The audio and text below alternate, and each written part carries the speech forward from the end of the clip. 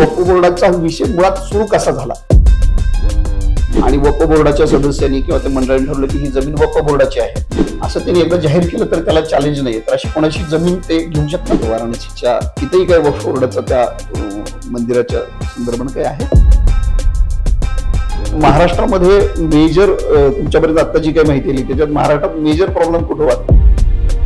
अशी कोणतीही गोष्ट आतमध्ये चालली आपल्या मंदिरामध्ये आपले गव्हर्नमेंटचे अधिकारी आले तर आपण त्यांना सोडणार नाही का. कुराणमध्ये कुठेही असं लिहिलेलं गेलेलं नाहीये की तुम्ही अल्लाह सोडून दुसऱ्या कोणाच्या तरी पुढे नतमस्तक व्हा. आणि रेल्वे रुळावरनं आपल्याला मजारी टाकलेल्या आणि त्याच्यावर काही चादरी टाकलेल्या दिसत. अरे काही नाही त्याच्या खाली, फेक आहेत त्या. मी दावे के साथ सांगते.